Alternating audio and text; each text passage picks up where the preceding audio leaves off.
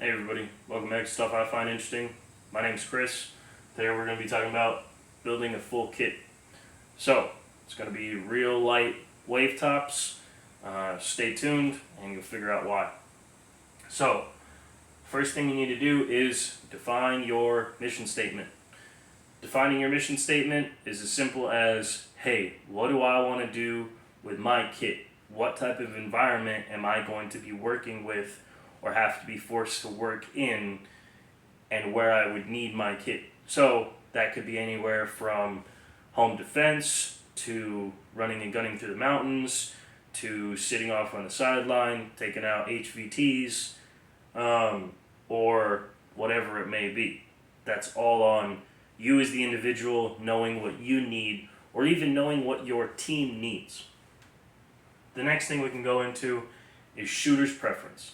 Shooter's preference is huge. It is pretty much the sole heart, chest, and lungs of building your kit. It's all dependent on you. Your team can definitely play an aspect of, well, if, little Timmy over there is holding down with the medical supplies, I may not need a whole medical bag. I can just have a small IFAK or a small medical bag. That's just for, individual use, not necessarily team use. Excuse me.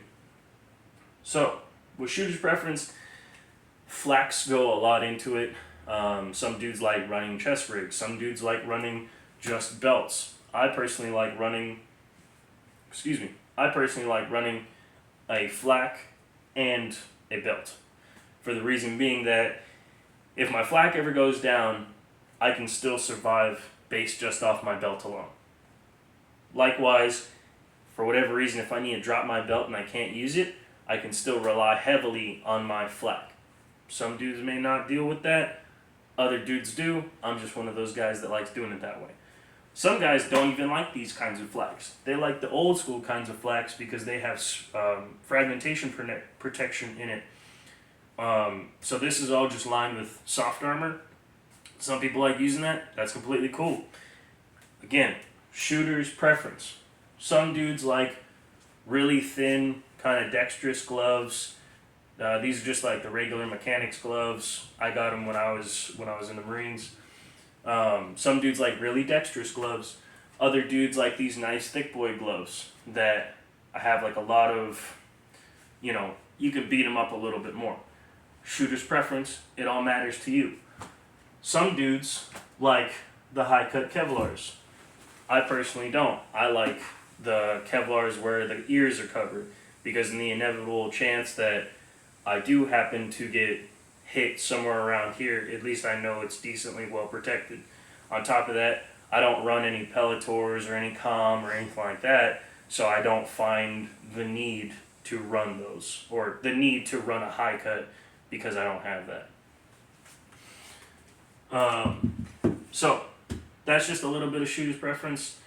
Shooter's preference could also go into just any kind of equipment that you have. So that could be a knife, or if you want to run like an admin pouch. This is an admin pouch. A lot of dudes run them up here or somewhere on the sides, or something that they can get to. It's basically just like a little bag to hold stuff. I personally don't like running an admin pouch just because I have these little old school grenade pouches. I doubt I'd ever be running into grenades that I'd need to use, or could even use for that matter. But I can use them as small little admin pouches. They don't take up a lot of room. That being said, that's pretty much everything I can talk about with shooter's preference. Again, it's all on you as the individual and how you want your kit to be laid out. If any of these happen to be questions, definitely feel free to leave them in the comments and I will answer them. Next thing is practice makes perfect. So now that you have all your kit and all your materials, now you need to put it together. And when you put it together, you need to be able to reach everything that you feel comfortable with. So, like I talk about, this is also a little bit of shooter preference. It's how do you want your kit to be laid out? Do I want all my magazines in the front? Do I want 2 magazines here, or 2 magazines here, or whatever it may be. Do I want my magazines on the side? I've seen dudes run all kinds of kits. Like I've seen a bunch of dudes where they have one magazine here and two magazines here, because to them that just gets it all out of the way. That's perfect. If they feel comfortable running it like that and they can practice well like that, go for it, man. But the practice, when you practice trying to reach all these things and get comfortable with how your kit is laid out, that's where you'll find a lot of errors that you made when putting this thing together for the first hand. And you don't even have to go to the range or anything like that to practice out your kit. You can do this from the comfort of your own home. You just practice grabbing a magazine, or you practice grabbing your combat knife, or in my case, I run with a gas mask. So something I learned is that my fighting knife was right over the top of my gas mask carrier. So my gas mask carrier being in the way of my knife means I'm less combat effective. So what I did was I took off the knife, moved it back a little bit, rearranged some stuff, and now they aren't conflicting with one another. I wouldn't have figured that out if I didn't do step 3, which is practice. Practice is everything, guys. Just because you have a kit doesn't mean you know exactly that it's going to work perfectly to the letter.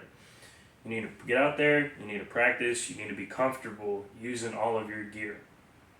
So, with that being said, I just wanted to hit real quick wave tops over building a kit, because my buddy yesterday, when me and him were hanging out, he was talking a lot about how dudes on the internet, they look real cool running and gunning with their high-speed tech, but it really doesn't make sense, because a lot of dudes will run without dump pouches, or like they only run with two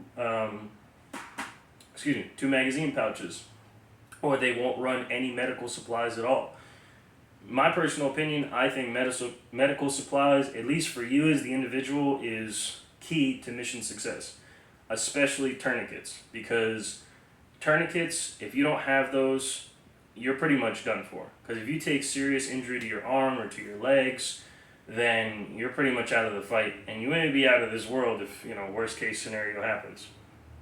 So, I would always recommend medical supplies. That's definitely something you should have if you want your kit to be survivable.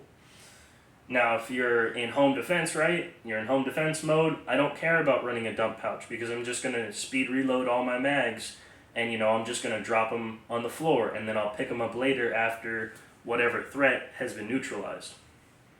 Simple as that. So, if you have any questions, please leave questions, please leave comments.